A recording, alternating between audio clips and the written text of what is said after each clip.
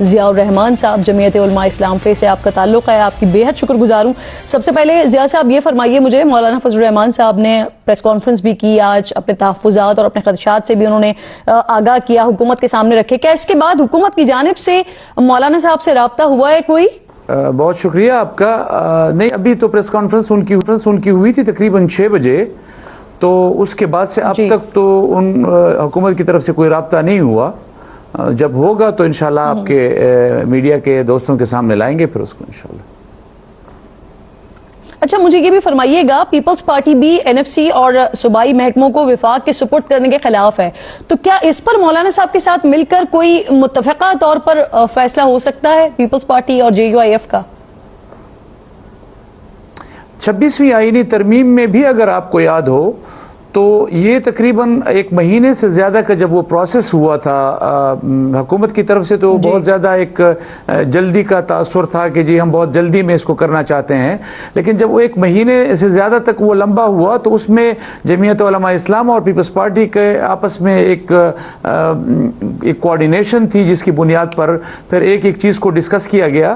تو انشاءاللہ 27ویں ترمیم میں بھی جب ایک باضابطہ طور پر کوئی مسودہ سامنے آئے گا تو پیپلز پارٹی سمیت جو ہے وہ انشاءاللہ تمام سیاسی جماعتوں کے ساتھ اس پہ مشاورت ہوگی, اور بالخصوص وہ ہمارے اپوزیشن کی جماعتوں کے ساتھ اس پر مشاورت ہوگی. سر, جے یو آئی ایف اور پیپلز پارٹی کیا ان امینڈمنٹس کے حوالے سے کوئی متفقہ طور پر کام کرنے جا رہی ہے, یا کوئی مشترکہ طور پر, یا پھر کوئی کمیٹی وغیرہ بن رہی ہے اس حوالے سے؟ دیکھیں, میں اسی حوالے سے میں نے آپ کو پہلے بھی اس پہ جواب دیا ہے کہ میں ابھی تک یہ نہیں سمجھ پا رہا ہوں. پیپلز پارٹی کی طرف سے بھی کچھ چیزیں جو ہیں وہ منظر عام پہ آئی ہیں, بلاول صاحب کی ٹویٹ سے لے کر پھر ان کے پریس کانفرنس تک, اور اب ہمارے حکومت کے وزراء بھی جو ہے وہ بات کر رہے ہیں. حالانکہ آپ نے ابھی خود دیکھا تھا تقریباً 2 دن پہلے ہمارے نائب وزیر اعظم صاحب اور ہمارے وزیر خارجہ صاحب جو ہے ان کا بیان ریکارڈ پہ ہے کہ انہوں نے کہا تھا کہ ابھی ہم 26ویں آئینی ترمیم کو تو ہضم کر لیں, پھر اس کے بعد 27ویں کی طرف جائیں گے.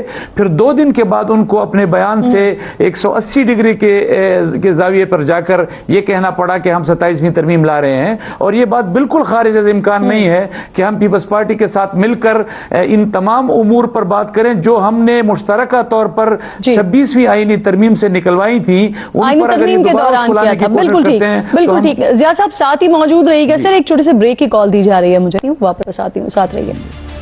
شامدید کہوں گی. آج کا جو ہمارا اہم موضوع ہے وہ 27ویں آئینی ترمیم کے حوالے سے ہے. جے یو آئی ایف کا موقف اس وقت پروگرام میں چل رہا ہے. ضیاء الرحمان صاحب ساتھ موجود ہیں. ضیاء صاحب, یہ فرمائیے گا کہ جو اطلاعات آ رہی ہیں ترمیم کے حوالے سے, وہ سرکاری ملازمین بیوروکریسی کی اگر دوہری شہریت وہ رکھتے ہیں تو پھر ان کو ایک شہریت رکھنی پڑے گی, اس طرح کی بھی ترمیم لائی جا رہی ہے. تو اس پر جے یو آئی ایف کا کیا موقف ہے؟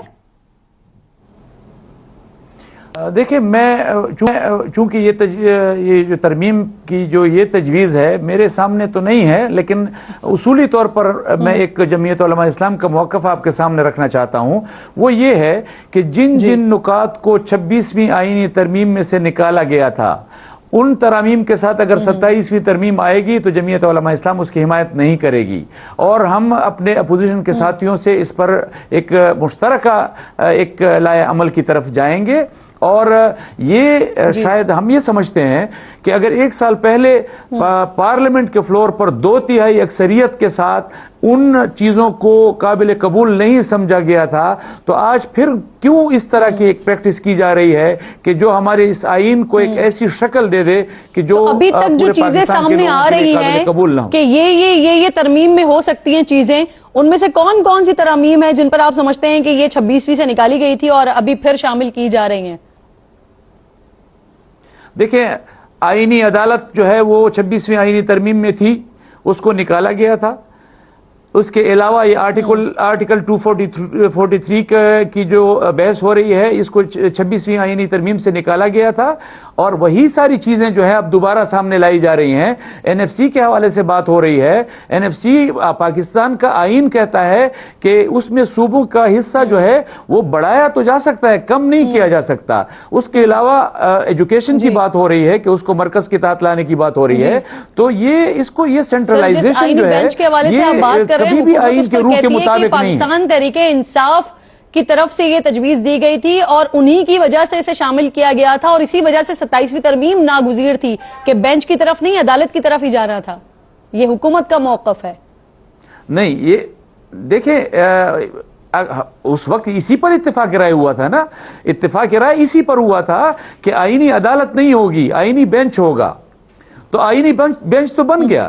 اب اس بینچ کو بننے کے بعد اگر اب 1 سال کے بعد دوبارہ اسی شرط کی طرف, اسی ترمیم کی طرف جایا جا رہا ہے کہ یہ آئینی عدالت بنے گی, تو پھر آپ نے 26ویں آئینی ترمیم میں وہ نکالا کیوں تھا, اس پہ اتفاق رائے کیوں پیدا ہوا تھا, پھر آپ نے اس کو قبول کیوں کیا تھا کہ 1 سال بعد آپ کو اپنے اسی سٹانس سے بیک آؤٹ کرنا پڑ گیا ہے اور آپ کو ایک نئی ترمیم کی طرف جانے کی ضرورت پڑ گئی ہے. یعنی آپ کی بات سے یہ واضح ہو گیا کہ آپ اس کی مخالفت کریں گے. اب مجھے یہ بتائیے کہ ایم کیو ایم کے وفد کے ساتھ رات کی آپ لوگوں کی ملاقات ہوئی اور اس کے بعد یہ اطلاعات آئیں, یہ خبریں آئیں. جی سر سوال سن لیجئے نا ضیاء صاحب سوال بھی سن لیجئے نا کہ آرٹیکل 140 کے حوالے سے آپ لوگوں کی پارٹی کی جانب سے یہ کہا جا رہا ہے کہ اسے 27ویں ترمیم کے ساتھ نتھی نہ کیا جائے, یہ الگ سے سامنے رکھا جائے تو ہم اس کی حمایت کریں گے.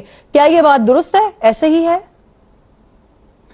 یہ کس حوالے سے یہ بات ہوئی ہے؟